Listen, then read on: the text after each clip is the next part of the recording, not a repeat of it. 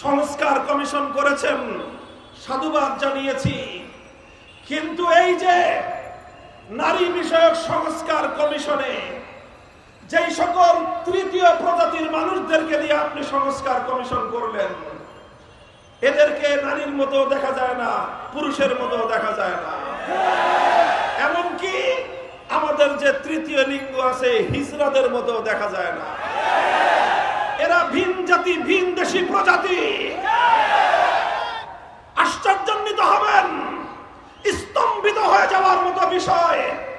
ফ্যাসিবাদী আমলেও ইসলাম বিরোধী ভারতীয় দালাল গোষ্ঠী শেখ হাসিনা যেই দুঃসাহস দেখায় নাই, প্রফেসর ইউনূস সাহেবের নারী বিষয়ক সংস্কার কমিশন তাদের আস্পর্ধা কোন পর্যায়ে গিয়ে উপনীত হয়েছে। তারা বলে ইসলামের ধর্মের উত্তরাধিকারী আইন, ধর্মের পারিবারিক আইন তথা ইসলামের উত্তরাধিকারী আইন, কোরআনের উত্তরাধিকারী আইন এবং পারিবারিক আইন, এটা নাকি বাংলাদেশের নারীদের জন্য বৈষম্যের প্রধান কারণ। আমি জানি না এ কথা শুনবার পর বাংলাদেশের মানুষ কিভাবে সহ্য করে আছে এখনো। এদেশে তো এতদিনে ক্ষোভের আগুন জ্বলবার কথা। আমরা স্পষ্ট ঘোষণা দিয়েছি, আগামী 3রা মে পর্যন্ত আলটিমেটাম ঘোষণা করেছি। মে মাসের 3 তারিখের আগে কুখ্যাত ভিনদেশী এজেন্ট নারী বিষয়ক কমিশনের স্পষ্ট আল্লাহর কোরআনকে কটাক্ষ করা প্রস্তাব প্রত্যাখ্যান করতে হবে।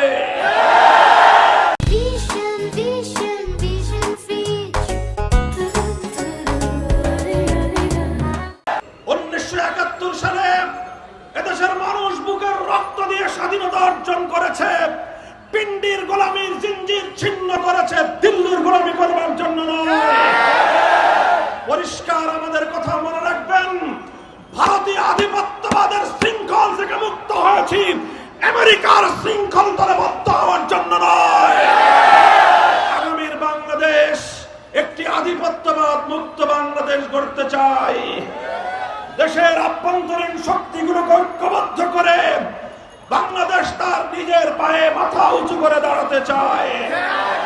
পশ্চিমা বিশ্বের সঙ্গে আমরা ভ্রাতৃত্বের সম্পর্ক তৈরি করতে চাই।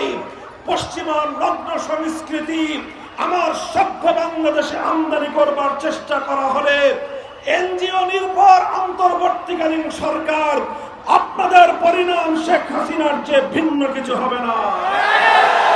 মনে রাখবেন, আমি বিশেষ করে আন্তর্জাতিক ব্যক্তিত্ব ডক্টর ইউনূস সাহেবকে সসম্মানে বলতে চাই, বাংলাদেশের মানুষ আপনাকে যেই ভালোবাসা দিয়েছে, অভূতপূর্ব ভালোবাসার মূল্যায়ন করুন, এর কদর বুঝবার চেষ্টা করুন।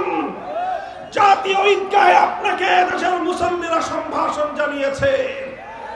মনে রাখবেন, আপনার অবস্থান যদি ইসলামের বিপক্ষে হয়, আপনাকে ডাস্টবিনে ছুঁড়ে ফেলতে এক মুহূর্ত বিলম্ব হবে না।